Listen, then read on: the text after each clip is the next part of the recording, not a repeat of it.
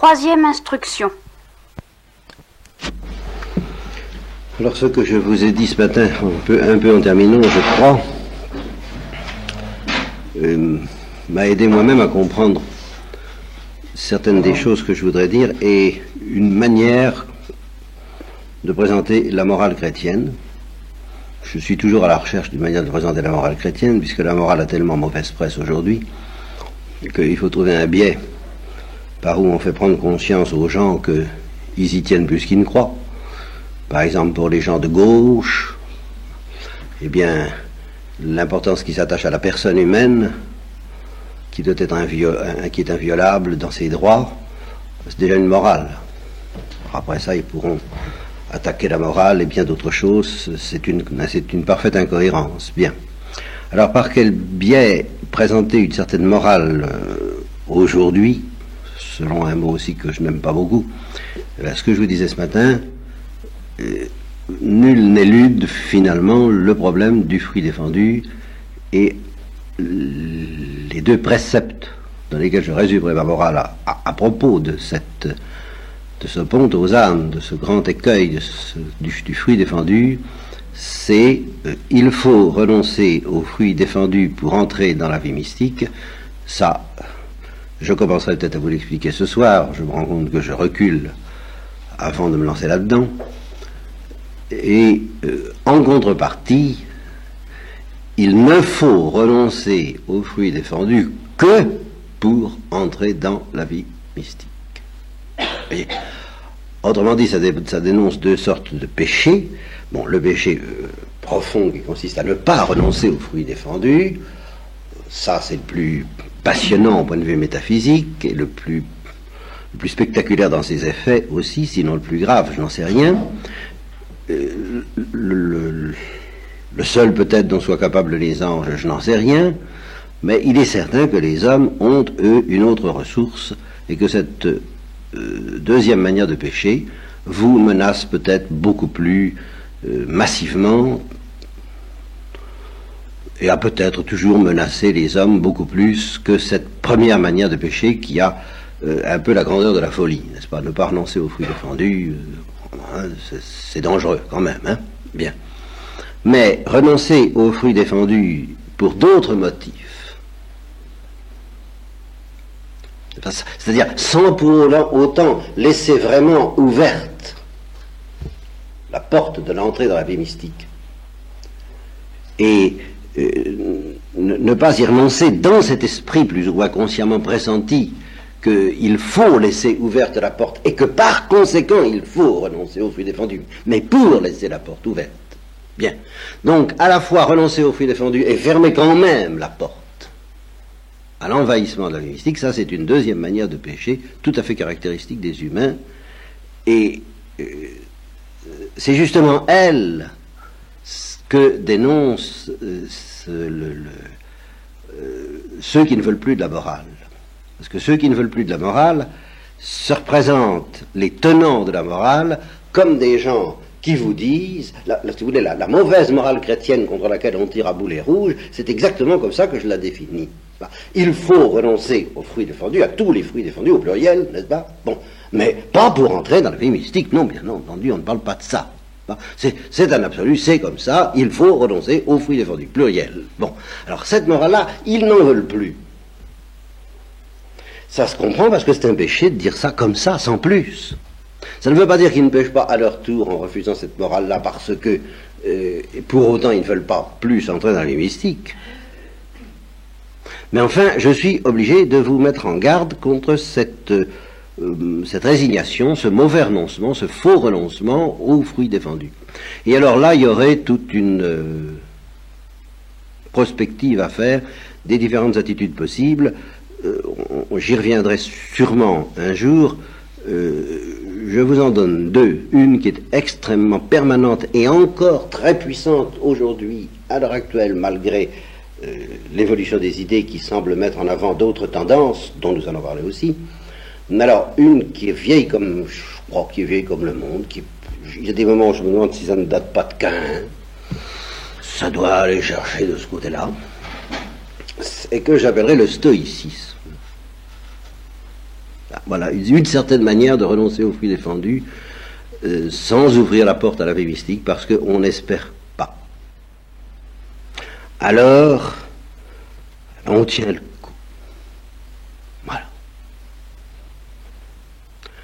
Je sens que c'est comme ça que vivent la plupart des hommes, sauf les fous, bien entendu, de toute espèce, qu'on peut rencontrer sur sa route, ceux qui craquent, ceux qui ne réussissent pas à tenir le coup, précisément. Bon, mais ceux qui réussissent à tenir le coup, la plupart du temps, quand ce ne sont pas des mystiques en herbe ou en fleurs ou en fruits, ce qui est encore mieux, eh bien, ils tiennent le coup comme ça, parce que, il faut tenir le coup. J'ai souvent évoqué cette attitude-là, de différentes façons. Je l'ai même trouvé dans un roman policier, je l'ai raconté une fois. Évidemment, c'est une solution. Et je maintiens que beaucoup s'en tiennent là. Je connais un homme qui, étant suspecté par quelqu'un de ne pas être chrétien, qui effectivement ne veut pas être chrétien, et à qui on disait, vous ne croyez pas en Dieu, mais il dit, mais si, je crois en Dieu. Bien sûr que si, je crois en Dieu. Mais ce que je ne crois pas, c'est qu'il s'intéresse à nous. Voilà. Vous voyez, voilà le tac. Et c'est un admirateur du suicide de Monterland. Eh ben tiens, voilà le suicide de Monterland. Ah, joli exemple. Magnifique exemple. Hein? Grandeur humaine. Puis après, comme moi, souffre et meurt sans parler. Je maintiens qu'il y a beaucoup de gens. Alors, en fait, c'est dur à vivre, hein. Alors, souvent, les stoïciens, c'est là où il y aurait toute une analyse psychologique à faire, ils mettent un peu de sauce, quand même. Alors, il y a une coïncidence entre ce stoïcisme qui est un désespoir de fond. Dieu ne s'intéresse pas à nous, c'est ça le désespoir. Dieu ne nous aime pas. On est déjà désespéré quand on dit ça. Hein. Et puis, alors, eh bien, ce que j'appellerais des hochets. Des hobbies. Je me rappellerai toujours, je ne sais pas pourquoi, ça m'a fait cet effet. Un jour, un énorme un énorme PDG, un type qui a vraiment une importance nationale, qui est archi connu, m'a fait venir chez lui parce qu'il avait des petits problèmes. Puis il m'a dit, tenez, voilà, alors, ma petite collection de pierres, de mes cailloux, cette collection de géologie. Alors ça m'a fait un drôle d'effet, parce que j'avais l'impression du gamin devant son train électrique. Voilà, il se rattrape comme il peut. Parce que c'est quand même irrespirable, la grandeur humaine. Alors, on a ces petits cailloux, sa petite collection de timbres, la navigation à voile, la politique,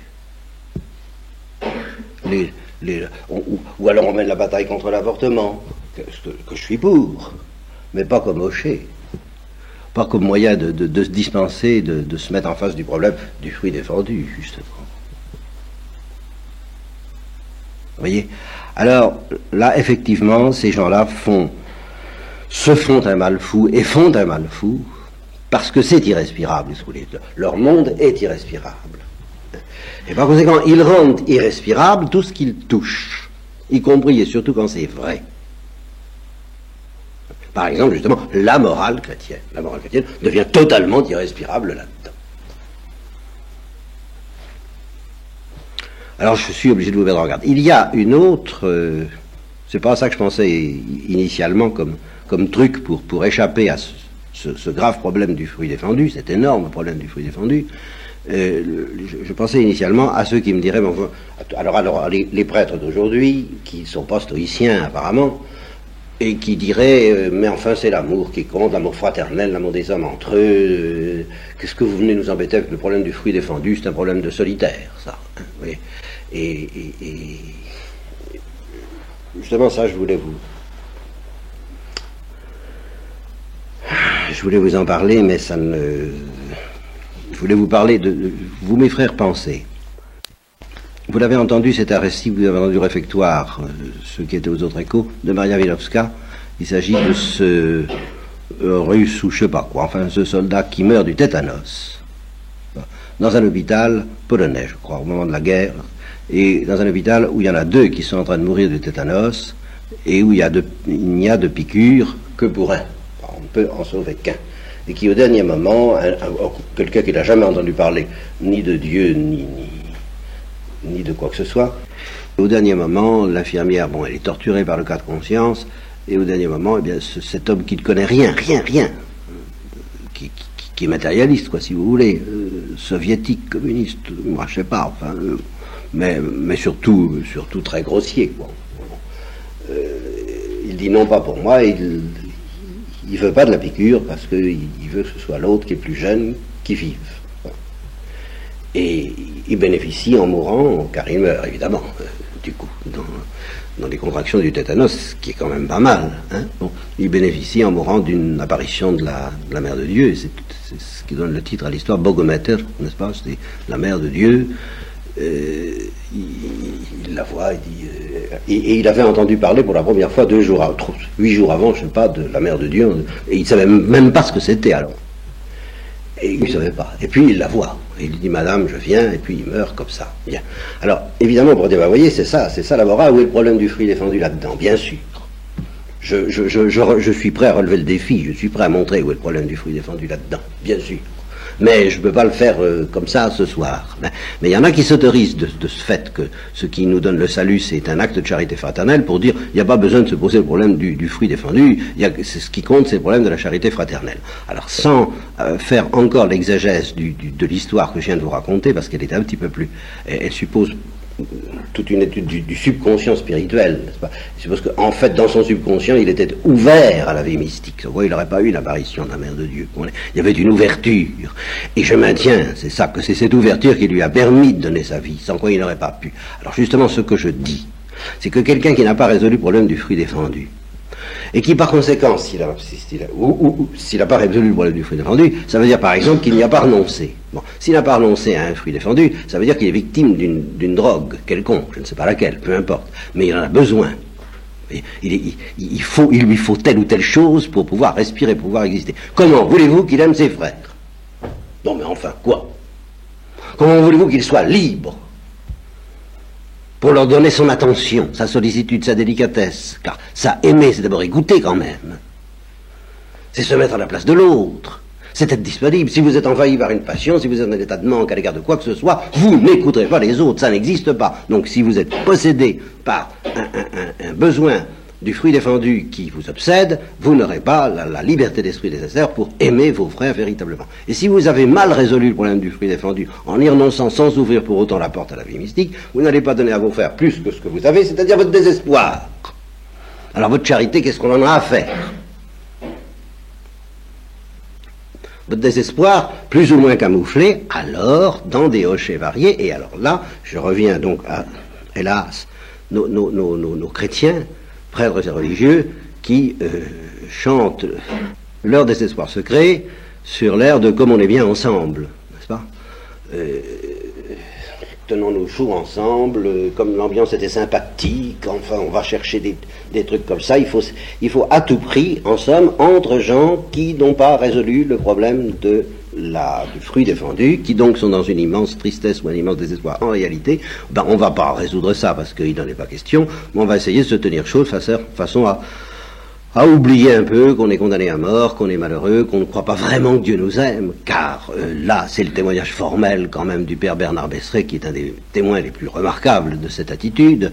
Il disait carrément à ceux que j'ai bien connus et qui l'ont bien connu avant de commencer à s'engager dans sa propagande ultime, je ne crois pas à une relation verticale entre l'homme et Dieu, n'est-ce pas? Ça n'existe pas. Donc, vous qui avez entendu ce midi et hier soir la joie de l'archimandrite Spiridon, c'est comme si l'archimandrite Spiridon découvrait qu'il ne peut plus atteindre Dieu, mais se dit je vais me rattraper en me faisant chaud avec mes frères.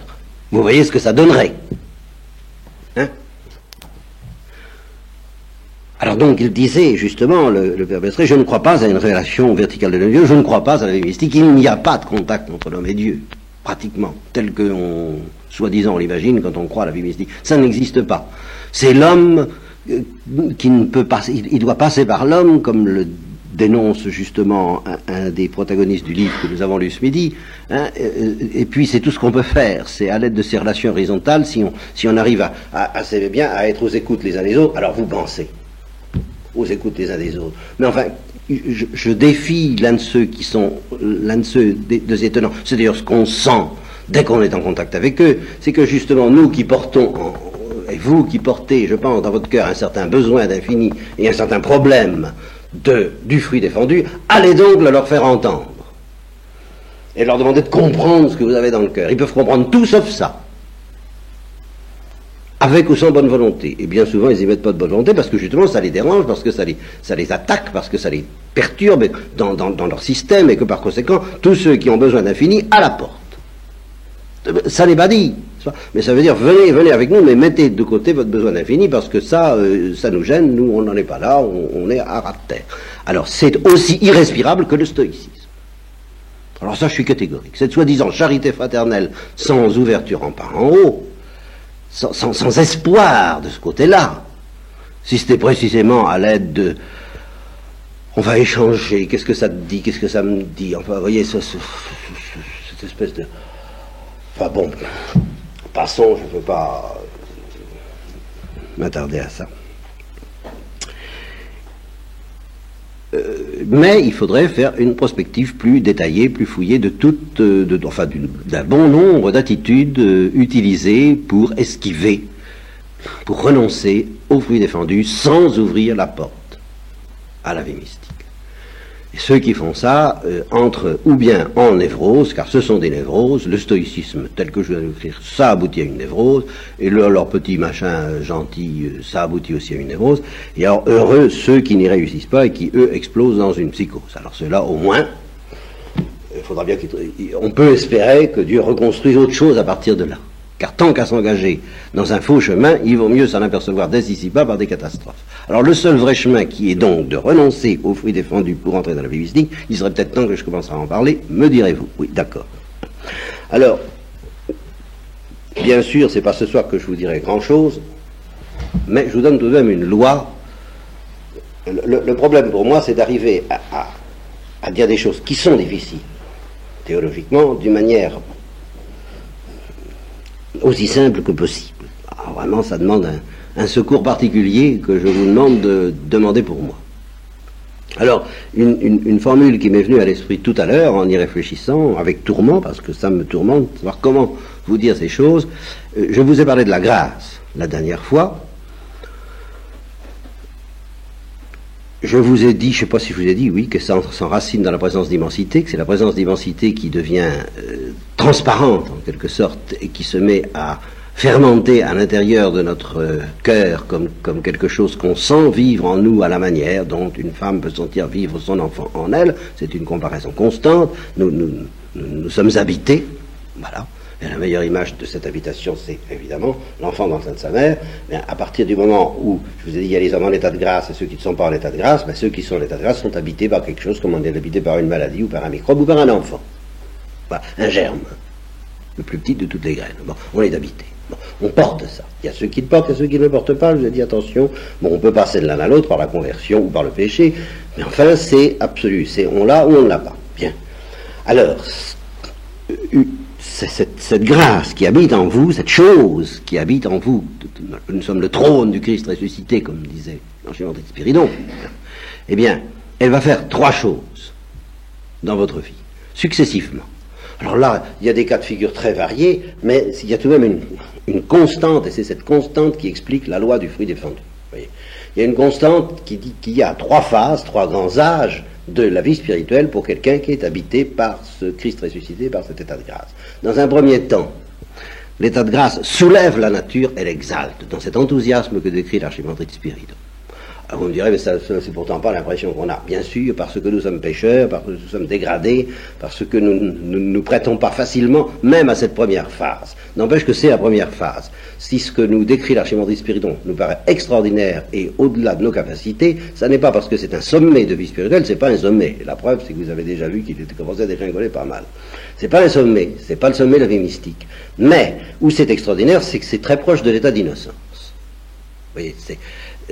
avec tout ce qu'elle a de vulnérable, de perturbable par le péché. Mais cette capacité d'être vulnérable aussi à la beauté de la nature, comme cet homme l'est, et dans un enthousiasme qui est soulevé par la grâce avec une telle force, ça c'est très proche de ce que pouvaient être nos premiers parents. Ça peut nous donner une idée, un soupçon, de ce que pouvait être la psychologie de nos premiers parents. Un enthousiasme et une sorte d'extase, mais à la fois naturelle et surnaturelle, une sorte d'alléluia, une sorte à la fois de larmes, de joie, de tout ce que vous voudrez, de louanges, de prières, jusqu'à en défaillir, si on veut, enfin perpétuelle, une sorte de... Voilà. Bon, c'est la première phase, celle que j'appelle où la grâce soulève la nature, soulève le cœur, dans l'exaltation, dans l'enthousiasme, et c'est dans cet enthousiasme qu'on se donne à Dieu. Bah, c'est sûr que là, il est difficile, c'est rare, enfin, je ne vois pas très bien comment sans un minimum de ça. Évidemment, Thérèse d'Avila n'apparaît pas comme ayant connu la même chose que ce Russe. C'est pas pareil, effectivement. Thérèse d'Avila était peut-être moins innocente que cet enfant à certains égards. Elle faisait partie d'une société beaucoup plus durcie que la société paysanne russe de ce temps. Peut-être, on a l'impression que ces gens-là, comme je l'ai senti au Sénégal pour les Africains, quand ils ne sont pas dans le démon, ils sont dans Dieu. Et beaucoup plus que nous. Vous voyez, il n'y a pas toute cette espèce de névrose généralisée comme un cancer qui nous atteint tous, n'est-ce pas? Parce que nous sommes une civilisation névrotique et névrosante, ça c'est sûr. Alors, ces gens-là, ils sont plus proches, et Thérèse d'Avila, donc, était marquée par cette dureté d'une société qui n'est plus aussi facilement enthousiaste, bien sûr. Encore qu'elle l'ait été suffisamment pour partir comme se faire martyriser par les morts, mais c'était tout de même dans un climat de chevalerie qui était plus âpre que cette vibration extraordinaire qu'on trouve chez les franciscains en particulier. Alors, c'est ça la grâce franciscaine en Occident, c'est un petit peu de l'enthousiasme oriental. C'est Saint Joseph de Cupertino, je crois, qui est un franciscain, qui entrait en extase et peut-être même en lévitation à la vue d'un oursin. Vous voyez, oui, pourquoi pas? Qu'est-ce que vous voulez? Si on avait des yeux pour voir ce qui est la moindre merveille, tous les télescopes et les microscopes sauteraient en l'air, parce que quand on pense justement que la science nous offre de tels moyens de contemplation et qu'on extase si peu, des splendeurs pareilles à celles des étoiles et des années-lumière et des cellules, tout ça, ça ne nous fait pas exploser, vous voyez, ça ne nous fait pas pleurer, et ça devrait nous faire pleurer, c'est vrai. La vue d'une fleur devrait nous faire pleurer, d'attendrissement, comme dit la littérature orientale, oui, mais un attendrissement qui vient quand même du Saint-Esprit. Bon, alors, cela avec des modalités diverses, et qui forcément pour nous sont très perturbés par le péché, ça c'est vrai, et très perturbés par notre civilisation pécheresse, qui résiste à cet enthousiasme initial, qui fait que nous sommes des malades, et que la grâce pour nous aura plutôt comme effet de guérir, de guérir cette nature, et toute guérison implique une potion, et certaines potions sont amara, comme dit le latin, c'est-à-dire amères. Toutes les potions ne sont pas délicieuses, malgré les placebos, les trucs dont on les entoure pour que ça soit bon, non, notre apprentissage, notre guérison est douloureuse, de sorte que nous ne pouvons pas, sans souffrir déjà, entrer aisément dans l'état qui était celui de l'archimandrite Spiridon à 5 ans. Ouais, moi je voudrais bien qu'on ait commencé comme ça tous, mais normalement on n'y arrive pas.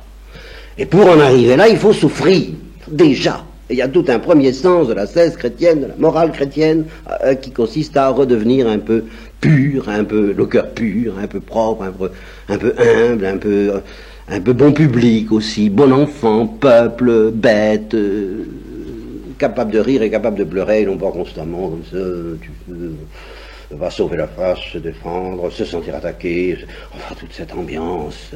Je vous assure que ça ne rate pas quand un Européen débarque du Sénégal, puisque c'est l'expérience que j'ai, on sent bien qu'il n'est pas le même, quoi. Il lui est arrivé quelque chose, quoi. Ça ne dure pas, malheureusement. Alors il faut aller refaire une cure. Mais la vraie cure, elle est surnaturelle, et ainsi elle peut promouvoir cette première phase, qui n'est qu'une première phase, celle où la grâce soulève d'enthousiasme, de joie, mais alors qui pourrait être au degré de l'extase, comme l'archimandrite, la nature. Deuxième phase, elle la tue. Voilà le fruit défendu. Voilà la phase du fruit défendu. Deuxième phase, cette même grâce, du dedans, et indépendamment du mystère du péché. Le péché est venu précisément à cause de cette phase difficile à traverser, et non pas l'inverse. Donc dans une deuxième phase, elle la tue. Ouais. Elle lui inflige une sorte de mort. Et l'épreuve du fruit défendu, c'est d'accepter ça, parce qu'à ce moment-là, tous les biens, toutes les réalités sensibles à propos desquelles la nature entrait en extase deviennent le fruit défendu. Voilà. Voilà le mystère du fruit défendu. Vous voyez le truc. Hein? Voilà, deuxième phase, elle la tue. Puis troisième phase, elle la ressuscite. Dans la gloire.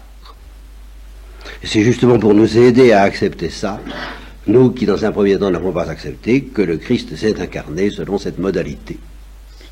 Où dans une première phase, il a connu les mystères qu'on appelle les mystères joyeux, bien qu'ils comprennent beaucoup de souffrances, enfin qui correspondent à la phase où la grâce soulève la nature, le mystère de la vie cachée. Le cycle de Noël, qui dans la petite liturgie du rosaire, s'appelle les premiers mystères joyeux.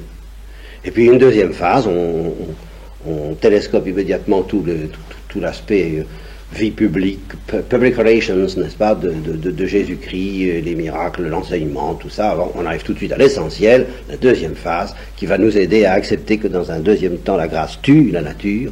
Là, il meurt sur la croix. Et il meurt du péché, ce qui est une complication. Là, on ne parle pas pour le moment. Parce que ça suppose que le péché existe déjà. Tandis que là, les bons anges ont accepté une certaine mort, nos premiers parents, s'ils avaient accepté une certaine mort, en ne touchant pas à ce fruit qui était leur vie, qui était devenu leur vie, parce que c'était la source de l'extase, eh bien, après cette phase de la mort, ils seraient entrés dans cette phase dont le Christ est le témoin par la résurrection. Voilà ce que c'est que la vie mystique. Voilà le programme. Donc, dans une première phase, si vous vous sentez très loin de tout ça, eh bien, c'est à ce moment-là, plus vous vous sentez loin de tout ça, moins vous avez à craindre. Parce que ça veut dire une chose, c'est que vous avez besoin de connaître la première phase. Bon, alors on vous consolera, on vous bercera, on vous dorlotera, on vous donnera tout ce qu'il faut. Ne craignez pas, ne faites pas la petite bouche et dites pas je ne demande pas de consolation sensible, vous en avez besoin.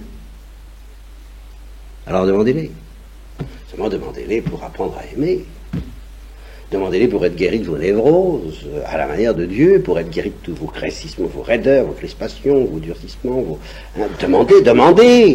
Demandez à l'archimandrite Spiridon, demandez-lui de connaître un petit peu de son expérience, demandez-lui de vous enlever votre cœur de pierre, vous donner un cœur de chair, un cœur qui sache pleurer, que la roche soit fendue comme au moment de la mort du Christ, n'est-ce pas, et que le voile du temple se déchire, et que du rocher de votre cœur coulent les eaux que Moïse en a sorti. Demandez à pleurer, demandez à être attendri, demandez à être enthousiaste, demandez à être dans tous vos états, demandez à ce qu'il se passe quelque chose, ça fera mal en partie, mais enfin au total ça fera quand même plutôt du bien. Et vous atteindrez ainsi cet état qui paraît un sommet qu'on appelle un magnifique équilibre chrétien permettant de rayonner sa foi. Hein. Eh bien, c'est un petit début. Un petit début. Et c'est justement là où je suis obligé de vous dire, si vous voulez obtenir ça, il faut que vous acceptiez que ce ne soit qu'un début. Ça, c'est sûr. Parce que si vous voulez obtenir ça avec trop d'âpreté, vous commencez déjà à pécher par l'attrait du fruit défendu. Ah, ça c'est vrai. Il ne faut pas vous crisper sur les consolations en question. Il faut les demander dans la mesure où vous en avez besoin. Ce qui est vrai, moyennant quoi il faut vous attendre à les perdre et à entrer enfin dans les choses sérieuses en entrant dans une espèce de désert, une espèce de mort qui est la porte qui mène vers la gloire. J'essaierai d'avancer sans être trop paralysé par la crainte que vous ne suiviez pas. Ça dépend de vous. Parce que je ne parle pas du point de vue intellectuel, là, hein. Je parle du point de vue spirituel. Je ne vous demande pas d'être des fous, hein, mais comme je le dis dans Le courage d'avoir peur, face à ceux qui sont fous, quelle est votre attitude? Est-ce que vous êtes à plat ventre intérieurement? Alors si oui, venez. Sinon, méfiez-vous.